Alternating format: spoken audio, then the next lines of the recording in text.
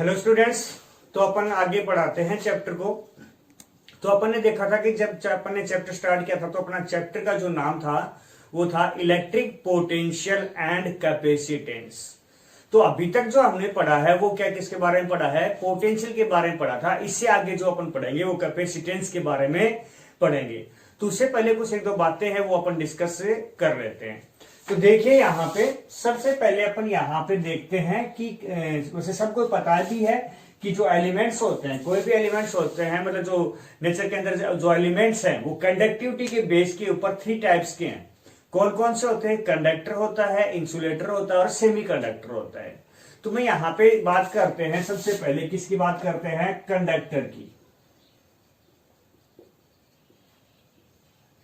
Conductor क्या होता है? मतलब चालक।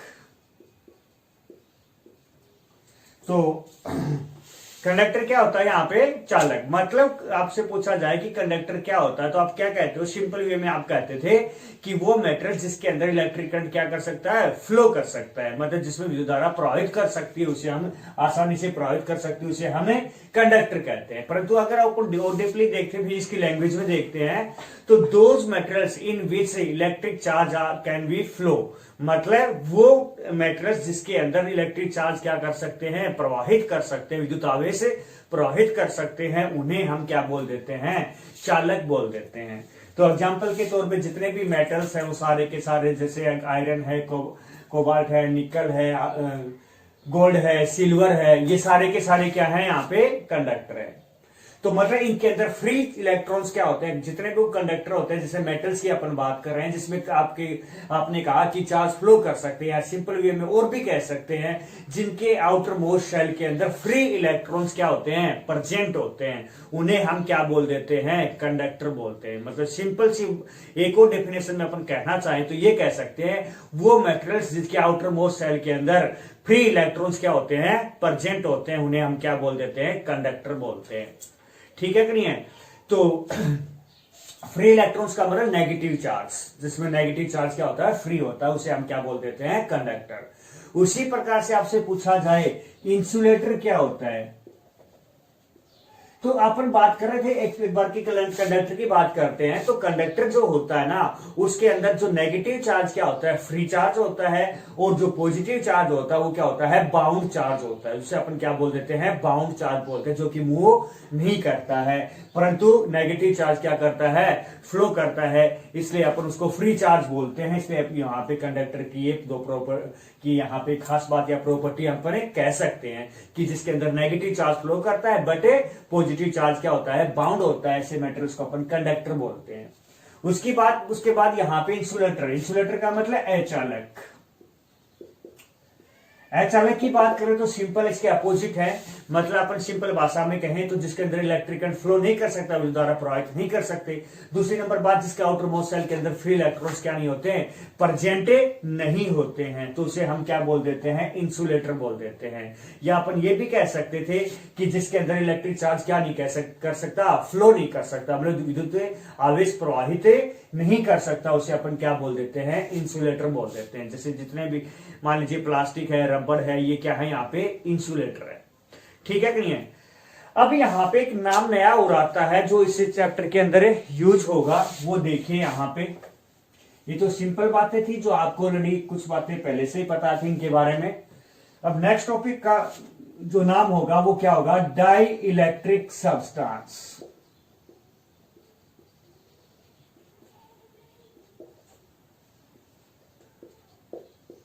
पैराविद्युत पदार्थ। टॉपिक का नाम क्या हमारे पास यहाँ पे? डाइलेक्ट्रिक सब्सटेंस, मतलब पैरा विद्युत पदार्थ। सिंपल है, थ्योरेटिकल पोर्शन है, यहाँ पे देखना किस प्रकार से कह रहा कि डाइलेक्ट्रिक सब्सटेंस क्या होते हैं? इंसुलेटरी होते हैं। इंसुलेटर का मतलब जिसके अंदर इलेक्ट्रिक करंट क्या नहीं हो सकता, क्या नहीं होता? फ्लो नहीं होता, मतलब इंसुलेटर को ही अपन डाइलेक्ट्रिक सब्सटेंस बोलते हैं। मतलब इलेक्ट्रिक करंट तो फ्लो नहीं होता है, परंतु जो इलेक्ट्रिक फील्ड जो होता है ना, उसके इफेक्ट को क्या करते हैं? शो करते हैं, ट्रांसफर कर देते हैं। जैसे एग्जांपल के तौर पे मैं मान लीजिए ये वायर है आपके पास और इसमें क्या हो रहा है? करंट फ्लो हो रहा है। तो मैं यहां पे हाथ को तो मेरे को करंट थोड़ी ना लगेगा, इसका मतलब यहां पे बीच में क्या थी, एयर थी, तो एयर के अंदर से करंट फ्लो नहीं हो रहा है, इसका मतलब चार्ज फ्लो नहीं हो रहा है। परंतु यहां पे कोई दूसरा चार्ज रख दूं तो उसके ऊपर क्या लगेगा, इसका इफेक्ट लगेगा, अट्रैक्शन या रिपल्सन लगेगा, क्योंकि इसके चारों तरफ क्या है, इलेक्ट्रिक फील्ड है। इसका मतलब ये जो एयर है इसके अंदर से इलेक्ट्रिक फील्ड का इफेक्ट तो क्या हो रहा है, ट्रांसफर हो रहा है, परंतु करंट क्या नहीं हो रहा, फ्लो नहीं हो रहा है। तो ऐसे मटेरियल को अपन क्या बोल देते हैं, यहाँ पे डाइलेक्ट्रिक सब्सटेंस बोल देते हैं, पैराविद्युत पदार्थ बोलते हैं। तो आपसे पूछा जाए कि डाइलेक्ट्रिक सब्सटेंस क्या होता है, तो क्या बताओगे कि दीज आर इंसुलेटर्स, ये क्या होते हैं, इंसुलेटर्स होते हैं in which electric current is not flow but they represent या transfer the effect of electric field. मतलब ये कुचालक पदार्थ ही होते हैं जिनमें विद्युत धारा प्रवाहित नहीं होती, परंतु विद्युत क्षेत्र के प्रभाव को स्थानांतरित या प्रभाव या क्या करते हैं, प्रदर्शित करते हैं। तो ऐसे को हम क्या बोल देते हैं, ऐसे पदार्थों के, इन्हीं पदार्थों को अपन क्या बोलते हैं, पैराविद्युत पदार्थ या डाइलेक्ट्रिक सब्सटेंस कहते हैं। यहां पे बात आगे डेफिनेशन की तो बात हो गई है कि इंसुलेटरी होते हैं, इलेक्ट्रिक करंट फ्लो नहीं करता और इलेक्ट्रिक फील्ड के इफेक्ट को रिप्रेजेंट करते हैं। परंतु यहां पे कह रहा है कि दो टाइप का होता है। कितने टाइप का होता है, दो टाइप का। कौन कौन सा यहां पे होता है, एक तो होता है पोलर, एक क्या होता है, नॉन पोलर। एक तो मतलब ध्रुवीय, एक अध्रुवीय। तो आपसे पूछा जाए how many type of dielectric substance, तो आप क्या बताओगे, दो टाइप के, पोलर और नॉन पोलर। अब देखिए पोलर अपन पहले पढ़ेंगे, यहाँ पे पोलर डाइलेक्ट्रिक सब्सटेंस मतलब वो डाइलेक्ट्रिक सब्सटेंस जिनके अंदर, आपको पता है कोई भी सब्सटेंस होता है तो उसके अंदर पॉजिटिव नेगेटिव चार्ज तो दोनों ही होते हैं। तो मतलब वो डाइलेक्ट्रिक सब्सटेंस जिनके अंदर जो पॉजिटिव नेगेटिव चार्ज रिप्रेजेंट है ना, उनके सेंटर्स कोइंसाइड ना करे, मतलब वो अलग अलग, दोनों का सेंटर्स क्या कहां पे हो, अलग अलग हो, तो ऐसे सब्सटेंस को अपन क्या बोल देते हैं, पोलर डाइलेक्ट्रिक सब्सटेंस बोलते हैं। तो आप क्या बताओगे, those dielectric substance in which centres of positive and negative charges are not coincide are called polar dielectric substance. मतलब वो ध्रुवीय पदार्थ, पैराविद्युत पदार्थ है जिनके अंदर मतलब ऋणात्मक व धनात्मक आवेशों के केंद्र आपस में क्या नहीं होते हैं, आपस में टकराते नहीं है या प्रतिच्छेद नहीं करते हैं, तो उन्हें हम क्या बोल देते हैं, ध्रुवीय या पोलर डाइलेक्ट्रिक सब्सटेंस से बोल देते हैं। तो क्या आ जाएगा यहाँ पे, जैसे एग्जांपल के तौर पे बात करोगे तो जैसे मान लीजिए H2O है, H2O यहाँ पे पोलर डाइलेक्ट्रिक सब्सटेंस का एग्जांपल होगा, क्योंकि जैसे मान लीजिए H पे पॉजिटिव हो गया, O पे क्या हो गया है, नेगेटिव। तो आप देख रहे हो यहाँ पे कि पॉजिटिव और नेगेटिव दो चार्ज अलग अलग हैं, तो एक जगह पे पॉजिटिव एक जगह पे नेगेटिव, तो पोलर बन गए हैं, तो पोल्स बन गए हैं, तो इसलिए अपन यहाँ पे इसको क्या बोल रहे हैं, पोलर डाइलेक्ट्रिक सब्सटेंस। H2O है, CO2 है, ये सब क्या है यहाँ पे, NH3 है, ये सब के सब क्या है यहाँ पे पोलर डाइलेक्ट्रिक सब्सटेंस हो गए हैं। उसी प्रकार से अपन बात करते हैं नॉन पोलर। पोलर की बात समझ में आ गई, तो नॉन पोलर तो सिंपल है कि जिसके अंदर मतलब वो डाइलेक्ट्रिक सब्सटेंस जिनके अंदर पॉजिटिव और नेगेटिव चार्ज के सेंटर्स कोइंसाइड कर जाए, तो उसे हम क्या कहते हैं, मतलब नॉन पोलर या ध्रुवीय अध्रुवीय पैराविद्युत पदार्थ कहते हैं। मतलब दोनों के सेंटर्स कहां पे हो, एक ही जगह पे, उसे हम क्या बोल देते हैं, नॉन पोलर। जैसे एग्जांपल के तौर पे देख लीजिए O2, जैसे मान लीजिए O और जैसे मान लीजिए पॉजिटिव है, ये नेगेटिव है, दोनों का सेंटर कहां पे है, एक जगह पे ही है ना, पॉजिटिव का सेंटर भी यहीं पे है और नेगेटिव का सेंटर भी यहीं पे है। तो O2 है, H2 है, ये सब क्या किसके एग्जाम्पल हो गए हैं, नॉन पोलर डाइलेक्ट्रिक सब्सटेंस के एग्जाम्पल हो गए हैं। तो यहाँ पे डाइलेक्ट्रिक सब्सटेंस के बारे में हमने पढ़ा क्या होता है, उसकी कितनी टाइप से होती है और उनको डिस्कस किया। इससे आगे देखना,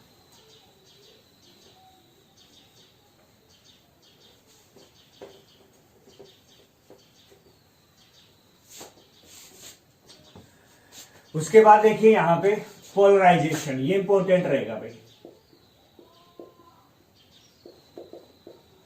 पोलराइजेशन ऑफ डाइइलेक्ट्रिक सब्सटेंस,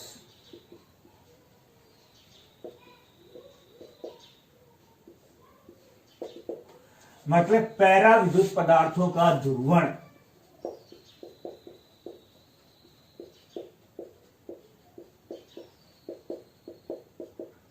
का ध्रुवण देखिए किस प्रकार से, कह रहा कि मान लीजिए आपके पास कोई एक्सटर्नल इलेक्ट्रिक फील्ड, मतलब यहाँ पे कोई इलेक्ट्रिक फील्ड है, जैसे मान लीजिए मैंने यहाँ पे मान लिया है, यहाँ पे पॉजिटिव मान लिया और यहाँ पे नेगेटिव मान लिया, फिर यहाँ पे एक्सटर्नल इलेक्ट्रिक फील्ड मान लीजिए मैंने ई नोट मान लिया। कितना मान लिया है? ई नोट। ई नोट क्या है? यहाँ पे एक्सटर्नल इलेक्ट्रिक फील्ड, ये एक्सटर्नल इलेक्ट्रिक फील्ड है। अब देखिए कह रहा कि मान लीजिए आपने कोई डाइलेक्ट्रिक सब्सटेंस है इस एक्सटर्नल इलेक्ट्रिक फील्ड के अंदर रख दिया। ये बात यहाँ पे है कि आप यहाँ पे कौन सा भी रख दीजिए, चाहे पोलर रख दीजिए चाहे नॉन पोलर रख दीजिए, उससे कोई वो नहीं है। तो पोलर रखोगे तो ज्यादा हो जाएगा, पोलराइजेशन कम रखोगे तो कम हो जाएगा, नॉन पोलर रखोगे तो कम हो जाएगा, बस इतना ही फर्क पड़ेगा। परंतु यहाँ पे हम क्या रख रहे हैं? डाइलेक्ट्रिक सब्सटेंस से रख रहे हैं, कौन सा भी हो जाए। तो उसमें पॉजिटिव और नेगेटिव चार्ज होगा, तो positive negative charge, positive negative होगा वो किधर अट्रैक्ट होगा? पॉजिटिव की तरफ, और पॉजिटिव होगा वो किधर होगा? नेगेटिव की तरफ। तो यहाँ पे आप देखोगे तो इसके अंदर भी क्या बन जाएंगे? पोल्स बन जाएंगे। एक साइड में पॉजिटिव हो जाएगा, एक साइड में क्या हो जाएगा? नेगेटिव हो जाएगा। तो एक साइड में पॉजिटिव हो गया, एक साइड में नेगेटिव हो गया, तो इसका मतलब इसके अंदर भी एक इलेक्ट्रिक फील्ड क्या हो गया है? डेवलप हो गया है। मतलब कितना हो गया? ईपी। मान लीजिए कितना हो गया है? ईपी। तो हमने देखा कि डाइलेक्ट्रिक सब्सटेंस को किसी एक्सटर्नल इलेक्ट्रिक फील्ड के अंदर रखने से उसके अंदर एक इलेक्ट्रिक फील्ड क्या हो जाता है? डेवलप हो जाता है, जिसकी डायरेक्शन किधर होगी? एक्सटर्नल इलेक्ट्रिक फील्ड की कहां से कहां थी? मान लीजिए यहां से यहां थी, तो इसकी कहां से होगी? ईपी की इधर से इधर, मतलब एक्सटर्नल इलेक्ट्रिक फील्ड की क्या होगी? अपोजिट होगी। इसी फिनोमिना को अपन क्या बोल देते हैं? पोलराइजेशन ऑफ डाइलेक्ट्रिक सब्सटेंस बोल देते हैं। तो आपसे पूछा जाए कि पोलराइजेशन ऑफ डाइलेक्ट्रिक सब्सटेंस क्या होता है, तो आप क्या बताओगे? When dielectric substance placed in A external electric field, then a induced electric field is produced in then electric field is induced in the dielectric substance. That direction is opposite to the external electric field. This phenomena of dielectric substance is called a polarisation of dielectric substance. मतलब किन्हीं para विद्युत पदार्थों को बाह्य विद्युत क्षेत्र में रखने पर पैरा विद्युत पदार्थों के अंदर बाह्य विद्युत क्षेत्र तीव्रता की दिशा के विरुद्ध एक विद्युत क्षेत्र क्या हो जाता है? उत्पन्न हो जाता है। पैरा विद्युत पदार्थों की इसी घटना को अपन क्या बोल देते हैं? पैरा विद्युत पदार्थों का दुर्वणय कहते हैं। तो ये आपका यहाँ पे, और आपको पता है एक साइड में पॉजिटिव हो गया, एक साइड में नेगेटिव हो गया है, तो यहाँ पे क्या प्रोड्यूस हो जाएगा? डाइलेक्ट्रिक मोमेंट प्रोड्यूस हो जाएगा। डाइलेक्ट्रिक मोमेंट का मतलब पी यहाँ पे प्रोड्यूस होगा। पी यहाँ पे कितना प्रोड्यूस होगा? किस पे डिपेंड करेगा? यहाँ पे एक्सटर्नल इलेक्ट्रिक फील्ड पे। सीधी सी बात है, एक्सटर्नल इलेक्ट्रिक फील्ड ज्यादा होगा तो ये दोनों पॉजिटिव नेगेटिव उतने ही ज्यादा दूर होंगे। ज्यादा दूर होंगे तो आपको पता है डाइलेक्ट्रिक मोमेंट किसके डिपेंड करता है? दोनों के बीच की डिस्टेंस पे ना, माइनस क्यू प्लस क्यू, याद होगा p equal to q into में 2a था, तो दोनों चार्ज के बीच की डिस्टेंस पे डिपेंड करेगा। तो ज्यादा डिस्टेंस होगी तो डाइपोल मोमेंट ज्यादा होगा, और कम होगा तो कम। तो मतलब ज्यादा दूर कब होंगे? जब एक्सटर्नल इलेक्ट्रिक फील्ड क्या होगा? ज्यादा होगा, तो दोनों चार्ज क्या होंगे? ज्यादा होंगे, कम होगा तो कम। इसका मतलब डाइलेक्ट्रिक मोमेंट मतलब यहाँ पे विद्युत द्विध्रुव ध्रुवण हमेशा क्या होगा? एक्सटर्नल इलेक्ट्रिक फील्ड के क्या होगा? डायरेक्टली प्रोपोर्शनल होगा, क्योंकि ज्यादा होगा तो ज्यादा, कम होगा तो कम। और किसी भी प्रोपोर्शनलिटी को हटाते हो तो क्या लगता है? यहाँ पे कांस्टेंट लगता है। यहाँ पे कांस्टेंट क्या लग गया? यहाँ पे इसको काई बोलते हैं। क्या बोलते हैं इसको? काई। इसका नाम क्या होता है? यहाँ पे इलेक्ट्रिकल ससेप्टिबिलिटी, या हिंदी में बोलते हैं चुंबकीय विद्युत प्रवृत्ति।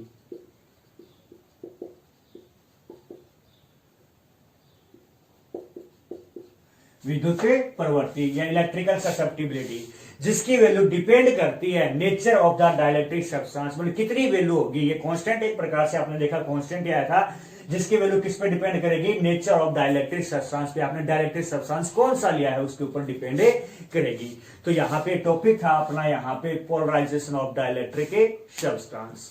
क्लियर है? इससे आगे देखते हैं।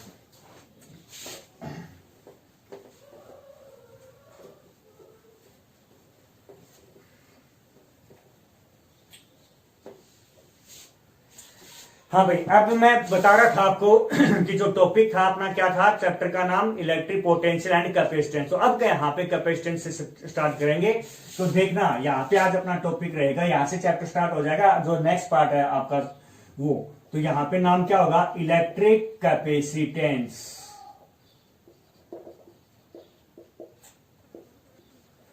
विद्युत धारिता।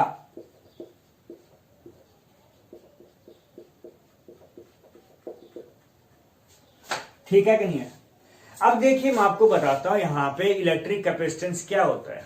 कह रहा है कि मान लीजिए आपके पास कोई कंडक्टर है, ये कंडक्टर है, अपन इसके ऊपर कोई चार्ज स्टोर करना चाहे, इसको चार्ज करना चाहे तो इसकी सरफेस पे चार्ज स्टोर करना चाहे तो जितना भी चार्ज होगा, मैक्सिमम चार्ज जितना भी स्टोर करें अपन, मान लीजिए पॉजिटिव कर रहे हैं, मान लीजिए कितना है 5 कूलम।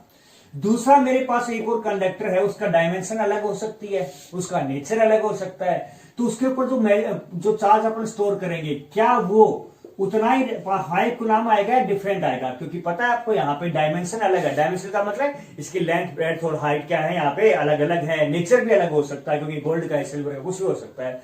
तो इसके ऊपर मैक्सिमम चार्ज अपन इस पे मैक्सिमम चार्ज कितना स्टोर कर सकते थे? 5 कूलम। इस पे क्या कर सकते हैं? कुछ अलग कर सकते हैं, मान लीजिए 10 कूलम। तो आपने देखा कि कोई भी कंडक्टर होता है उसके ऊपर मैक्सिमम चार्ज को स्टोर करने की जो कैपेसिटी होती है ना, वो सब की क्या होती है? अलग होती है। और इसी जो मैक्सिमम चार्ज को स्टोर करने की जो कैपेसिटी होती है किसी भी कंडक्टर की, उसे ही हम क्या बोल देते हैं? इलेक्ट्रिक कैपेसिटेंस या विद्युत धारिता कहते हैं। तो आपसे पूछा जाए कि इलेक्ट्रिक कैपेसिटेंस क्या होता है तो क्या बताओगे? तो क्या बताओगे? यहां पे capacity of a conductor to store the maximum charge. क्या बोला यहां पे? The capacity of a conductor to store the maximum charge is called electric capacitance of that a conductor. मतलब किसी चालक द्वारा अधिकतम आवेश को संचित करने की जो मतलब क्या होती है? कैपेसिटी होती है, उसे हम क्या बोल देते हैं? यहाँ पे कैपेसिटी का क्षमता होती है, उसे हम क्या बोल देते हैं? विद्युत धारिता कहते हैं। मतलब किसी चालक द्वारा अधिकतम आवेशों को संचित करने की जो क्षमता होती है उसे हम क्या बोलते हैं? विद्युत धारिता कहते हैं। तो क्लियर है डेफिनेशन यहाँ पे? अब देखिए, अब इसका यहाँ पे मैथमेटिकल अपन यहाँ पे निकालेंगे। डेफिनेशन तो क्लियर हो गई यहाँ पे। अब देखिए अपन बात करते हैं सिंपल, अपन जनरल लाइफ में जो एग्जांपल्स है उसका एग्जांपल लेकर अपन बात करेंगे यहाँ पे। देखिए जैसे एग्जांपल के तौर पे अपन जैसे मान लीजिए जो मतलब छोटे जो सेल होते हैं, कई बंदे क्या होते हैं अपने जो जीप को लगाकर चेक कर देते हैं कि ये अभी चार्ज है या फिर आपका मतलब डिस्चार्ज हो गया है। वो कैसे करते हैं? क्योंकि जैसे मतलब उसको जीप को लगाते हैं थोड़ा वाइब्रेशन होता है, क्योंकि हमारी जो जीप होती है वो बहुत ही ज्यादा सेंसिटिव होती है बाकी और other compare to other parts of the body. तो जैसे ही अपन लगाएंगे तो अगर थोड़ा वाइब्रेशन हो रहा है तो इसका मतलब हम क्या कह देंगे? इसके अंदर के ये अभी चार्ज है। वाइब्रेशन का मतलब क्या हुआ? क्यों हुआ वो वाइब्रेशन? क्योंकि जैसे टंग को यहां पे उसको टच किया तो एक्चुअल में क्या हुआ था कि करंट फ्लो हुआ था। क्या हुआ था? करंट फ्लो हुआ। और वो करंट बहुत कम था क्योंकि जो सेल होता है उसका वोल्ट कितना होता है? 1.5 वोल्ट होता है। मतलब कितना होता है उसका? 1.5 1.5 वोल्ट का होता है। तो 1.5 वोल्ट मतलब बहुत कम वोल्ट है। तो उसकी वजह से हमने जीप पे जैसे टच किया तो बहुत कम करंट है। बहुत कम करंट का मतलब क्या होता है? Flow charge. मतलब थोड़ा सा चार्ज फ्लो किया हमारी बॉडी के अंदर, मतलब हमारी जीप के ऊपर कितना आया? थोड़ा सा चार्ज आया, तो जिसे अपन वाइब्रेशन बोल रहे हैं। तो इसलिए हम क्या कह रहे थे वहां पे वो सेल क्या है? चार्ज है। उसके बाद हमारे पास जैसे मान लीजिए 12 वोल्ट की बैटरी होती है, अगर उसको हम अपन हाथ लगाते हैं, जैसे घर पे इन्वर्टर बैटरी होती है, उसको अगर अपना हाथ लगा देते हैं तो हमें क्या लगता है? करंट, थोड़ा सा वाइब्रेशन, हाथ लगाने से ही वाइब्रेशन फील हो जाता है। हाथ लगाने से वाइब्रेशन फील होने का मतलब क्या है? हमारे अंदर करंट फ्लो हो रहा है। करंट फ्लो होने का मतलब थोड़ा सा ज्यादा चार्ज फ्लो हो रहा है, क्योंकि सेल को हाथ लगाने से पता नहीं लग रहा है, बैटरी को हाथ लगाने से पता लगने का मतलब ज्यादा चार्ज फ्लो हो रहा है। ज्यादा चार्ज फ्लो होने का मतलब ज्यादा वोल्टेज था तो ज्यादा मतलब चार्ज फ्लो किया तो ज्यादा करंट फ्लो हो गया। उसी प्रकार से अपने घर पे 220 वोल्ट होता है, जिसको हाथ लगा देते हैं तो पता ही आपको वैसे पता लग जाएगा। क्यों? क्योंकि कितना ज्यादा चार्ज फ्लो कर गया, ज्यादा करंट लगने का मतलब हमारे अंदर ज्यादा चार्ज फ्लो कर गया। क्यों? क्योंकि अपने घर पे जो होता है यहाँ पे कितना वोल्ट होता है? 220 वोल्ट होता है। अगर इससे ज्यादा 11,000 वोल्ट पे लगा दें हाथ तो फिर दूर से पता लग जाएगा कि कितना चार्ज फ्लो हुआ। तो इसका मतलब आपने क्या एक्चुअल में जो एग्जांपल मैं दे रहा हूं क्यों मतलब उसको कंपेयर करिए। मैं क्या समझाना चाह रहा हूं आपको कि आपने देखा जैसे जैसे वोल्टेज की वैल्यू बढ़ रही है वैसे वैसे करंट की वैल्यू बढ़ रही है। करंट की वैल्यू का बढ़ने का मतलब क्या है? चार्ज की वैल्यू बढ़ना। क्योंकि आपको पता है इलेक्ट्रिक करंट क्या होता है? Rate of flow of charge ही होता है, या सिंपल कहते हैं फ्लो ऑफ चार्ज ही तो होता है। इसका मतलब वोल्टेज को बढ़ाओगे तो चार्ज की वैल्यू भी क्या हो रही है? बढ़ रही है। ठीक है कि नहीं है? तो यहां पे देखिए, जैसे मान लीजिए आपके पास यहां पे कोई कंडक्टर है और आपने यहां पे वोल्टेज लगाया, तो वोल्टेज लगाओगे तो इसके ऊपर क्या होगा, करंट फ्लो करेगा, करंट फ्लो का इसके ऊपर क्या आ जाएगा, चार्ज आ जाएगा। और इस चार्ज की वैल्यू डिपेंड करेगी किसके ऊपर है, पोटेंशियल डिफरेंस पे, या पोटेंशियल पे अपन कह सकते हैं between the both ends of the conductor. तो मतलब जितना पोटेंशियल लगाओगे, जितना वोल्टेज लगाओगे, उतना ही ज्यादा क्या होगा, चार्ज फ्लो करेगा, उतना कम लगाओगे तो कम। तो मतलब क्यू डायरेक्टली प्रोपोर्शनल क्या होगा, कैपिटल लिख लीजिए, यहाँ पे कोई दिक्कत नहीं है। मतलब क्यू डायरेक्टली प्रोपोर्शनल क्या होगा, वी होगा। और किसी भी प्रोपोर्शनलिटी को हटाते हो तो क्या लगता है, कांस्टेंट लगता है। यहाँ पे कांस्टेंट क्या लग गया, सी लग गया। सी यहाँ पे वैसे तो कांस्टेंट है, तो सी इक्वल टू क्या गया, क्यू अपॉन वी। सी यहाँ पे कांस्टेंट है वैसे तो, परंतु इसका नाम क्या होता है यहाँ पे, इलेक्ट्रिक कैपेसिटेंस, इसी को अपन बोलते हैं। तो आज के बाद जब भी आपसे पूछा जाए इलेक्ट्रिक कैपेसिटेंस का फॉर्मूला क्या होता है, तो क्या बताओगे, क्यू बाई वी। और इसकी जो यूनिट होती है वो क्या यूनिट क्या होती है यहाँ पे, फेरेड। क्या होती है, फेरेड, जिसको अपन किससे लिखेंगे, एफ से लिखेंगे। तो जो डेफिनेशन बताई थी उसके नीचे आपको ये पोर्शन लिखना होगा, the electric charge store on a conductor always directly proportional to the applied voltage. तो जो अप्लाइड वोल्टेज है उसके डायरेक्टली प्रोपोर्शनल होता है जो जितना चार्ज स्टोर होता है उसके कंडक्टर पे। तो यहाँ पे क्यू डायरेक्टली प्रोपोर्शनल वी और क्यू इक्वल टू सीवी, मतलब किसी चालक पर मतलब संचित आवेश उसके लगाए गए विभवांतर के समानुपाती होता है। तो क्यू इक्वल टू सीवी। सी यहाँ पे क्या है, इलेक्ट्रिक कैपेसिटेंस मतलब विद्युत धारिता, जिसकी यूनिट क्या होती है, फेरेड होती है। और इसकी जो वैल्यू होती है ना, मतलब किस पे डिपेंड करती है, it's value depend on dimension and nature of conductor. मतलब जो चालक है उसकी विमा और उसकी प्रकृति पे क्या करती है, डिपेंड करती है। तो इस प्रकार से आपसे ये पूछा जा सकता है कि किस प्रकार से क्या। इसका मतलब यहां पे क्या देखा हमने, कोई भी कंडक्टर होता है तो उसका इलेक्ट्रिक कैपेसिटेंस मतलब क्या होती है, कांस्टेंट होती है, क्योंकि हमने बता दिया यहाँ पे डायमेंशन और नेचर क्या है, जब तक चेंज नहीं करेंगे तो कांस्टेंट। जैसे मान लीजिए कंडक्टर मान लेते हैं, तो इसको कहीं पर भी रख दो, इसका इलेक्ट्रिक कैपेसिटेंस क्या रहेगा, कांस्टेंट ही रहेगा। तो इस प्रकार से अपन यहां पे बता सकते हैं, ठीक है ना। आगे देखिए,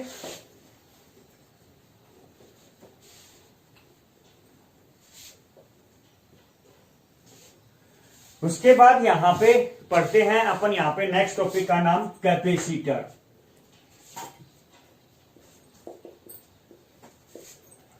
कैपेसिटर का यहां पे दूसरा नाम क्या होता है, कंडेंसर। हिंदी में बोलते हैं इसको संधारित्र।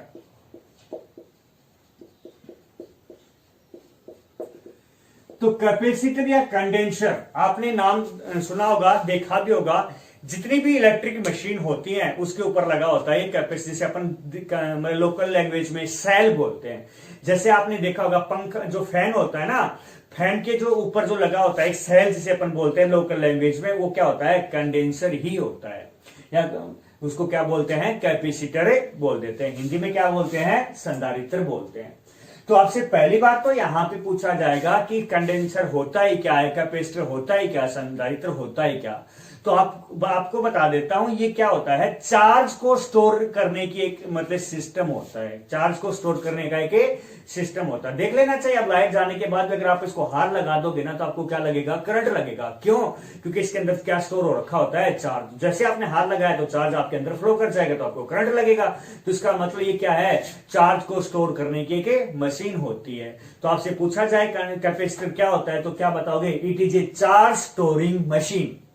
सिंपल वे में क्या बताओगे, चार्ज स्टोरिंग मशीन। मतलब यह विद्युत आवेशों को संचित करने का एक निकाय होता है या एक मशीन होती है। ये तो एक जनरल डेफिनेशन है। फिजिक्स की लैंग्वेज में अपन इसकी डेफिनेशन अलग होगी। वैसे तो आपको पता है कोई भी कंडक्टर है उसको क्या करता है, चार्ज को स्टोर कर ही सकता है, परंतु और उसके कितना स्टोर कर सकता है, मैक्सिमम चार्ज कितना स्टोर करता है, उसकी एक लिमिट है जिसका वो कैपेसिटेंस कहलाता है, जिसकी वैल्यू डिपेंड करती है, अभी मैंने बताया, डायमेंशन और नेचर पे। इसका मतलब कोई भी कंडक्टर है उसका कैपेसिटेंस अपन उसके डायमेंशन और नेचर को चेंज के बिना चेंज नहीं कर सकते। हमने यही पढ़ा था अभी। परंतु क्या कहा गया है, यहां पे एक ऐसा सिस्टम बनाया गया है जो कि क्या काम करेगा, उस कोई भी कंडक्टर है उसके डायमेंशन को चेंज किए बिना ही उसके नेचर को चेंज किए बिना ही उसके कैपेसिटेंस को क्या कर देता है, इंक्रीज कर देता है। ऐसे सिस्टम को अपन यहां पे क्या बोल देते हैं, यहाँ पे कैपेसिटर बोलते हैं, संधारित्र कहते हैं।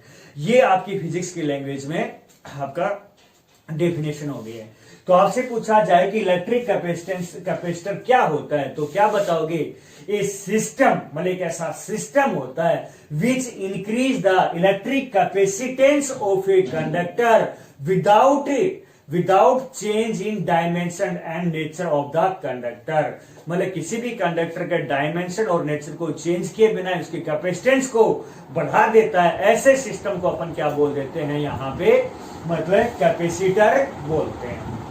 क्लियर है यहाँ पे, मतलब एक ऐसा निकाय जो किसी चालक की धारिता को, विद्युत धारिता को उसकी प्रकृति और उसकी विमा में परिवर्तन किए बिना ही बढ़ा देता है, ऐसे निकाय को अपन क्या बोलते हैं, संधारित्र बोलते हैं।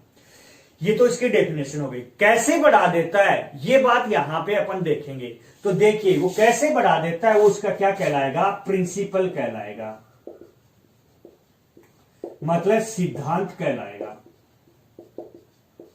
तो देखिए यहां पे जैसे मान लीजिए, समझने की कोशिश करना है यहां पे, जैसे मान लीजिए आपके पास कोई एक कंडक्टर है और आपने उसको किससे जोड़ दिया है, पॉजिटिव टर्मिनल से जोड़ दिया है। मान लीजिए कितना चार्ज आ गया, पॉजिटिव। अगर आप इसके पैरेलल में क्या जोड़ देते हो, एक ना क्या रख देते हो, एक सेम प्लेट रख देते हो, तो आपको पता है इंडक्शन के कारण इधर कितना चार्ज आ जाएगा, नेगेटिव क्यू, और बाहर की तरफ कितना चार्ज आ जाएगा, पॉजिटिव क्यू चार्ज आ जाएगा। अब हम क्या करें, जो हमने कंडक्टर लिया था उसके जो पैरेलल में प्लेट रखी थी उसको क्या कर देते हैं, अर्थिंग कर देते हैं। क्या कर देते हैं, उसका अर्थिंग कर देते हैं। अर्थिंग का मतलब आप सभी को पता ही होगा कि क्या कर देंगे, उसको अर्थ से कनेक्ट कर देंगे। अर्थ से जैसे कनेक्ट करेंगे तो ये पॉजिटिव चार्ज जो था ना, सारा का सारा क्या हो जाएगा, न्यूट्रल। ये बात आपको मैं पहले भी समझा चुका हूं। तो यहां पे क्या आ जाए, यहां पे कौन सा चार्ज बचा, बचे नेगेटिव क्यू। क्यों नेगेटिव चार्ज, यहां पे न्यूट्रल क्यों नहीं हुआ, क्योंकि तो इंडक्शन के कारण यहां पे आपका बाउंड हो रखा है। पॉजिटिव चार्ज यहां पे फ्री था, जो अर्थिंग की वजह से क्या हो गया, न्यूट्रल हो गया। तो इसका मतलब एक पे प्लेट पे पॉजिटिव आ गया, एक पे नेगेटिव आ गया। अब देखिए मान लीजिए यहां पे पहले मान लीजिए आपने रखा नहीं था, ये कंडक्टर था, इसके सरफेस पे पोटेंशियल कितना था, V था। मान लीजिए पॉजिटिव V था, मान लीजिए आप पॉजिटिव था 5 वोल्ट मान लेते हैं। कितना मान लेते हैं, 5 वोल्ट। अब पैरेलल में अर्थिंग प्लेट रखने से यहां पे नेगेटिव चार्ज भी आ गया, इसका भी क्या होगा, इसका पोटेंशियल होगा, परंतु इसका पोटेंशियल कुछ दूरी पे है। तो क्योंकि पोटेंशियल का फॉर्मूला आपको पता है, के क्यू पे तो डिपेंड करता ही करता है, साथ में किस पे डिपेंड करता है, आर पे। तो आर बढ़ने की वजह से यहाँ पे कुछ पोटेंशियल भी होगा, परंतु वो इसकी वजह से किस पे होगा, नेगेटिव में होगा। मतलब 5 वोल्ट पहले से था, इसके कारण कितना हुआ, -3 वोल्ट और हो गया। तो टोटल कितना बचा, +2 वोल्ट। इसका मतलब रियल में हम देख रहे हैं कि इसका जो पोटेंशियल है या इसका सरफेस पोटेंशियल है, इलेक्ट्रिक पोटेंशियल, वो क्या हो गया, इस कंडक्टर का कम हो गया है। और इलेक्ट्रिक पोटेंशियल कम होने का मतलब हमें पता है C इक्वल टू क्या होता है, Q/V। Q तो कांस्टेंट है, तो C इनवर्सली प्रोपोर्शनल क्या है, V। मतलब V कम हो गया तो उसका कैपेसिटेंस क्या हो गया है, बढ़ गया है। तो हमने यहां पे इसका V कम कर दिया, उसके डायमेंशन में चेंज किए बिना ही, उसके नेचर में चेंज किए बिना ही, और परंतु किया क्या हमने, उसके पोटेंशियल को कम कर दिया। कैसे कम किया, उसके पैरेलल में एक अर्थिंग कंडक्टर प्लेट रखकर। तो इस प्रकार से हमने एक सिस्टम बना दिया जिससे क्या हो गया, उस कंडक्टर का कैपेसिटेंस क्या हो गया, बढ़ गया, without change in dimension and nature. तो दोनों डायग्राम बनाओगे और उसमें लिखोगे according to this principle the capacitance of a conductor is increased by placing a earthing conductor near the charge conductor plate by decreasing its potential। मतलब किसी चालक plate के साथ में एक भू संपर्क की ही प्लेट साथ में रख दी जाती है, तो उस चालक प्लेट का विभव कम करने होने पर उसका विभव कम होने पर उसकी धारिता क्या हो जाती है, बढ़ जाती है। तो यही इसका क्या कहलाता है, संधारित्र का सिद्धांत कहलाता है। Okay students.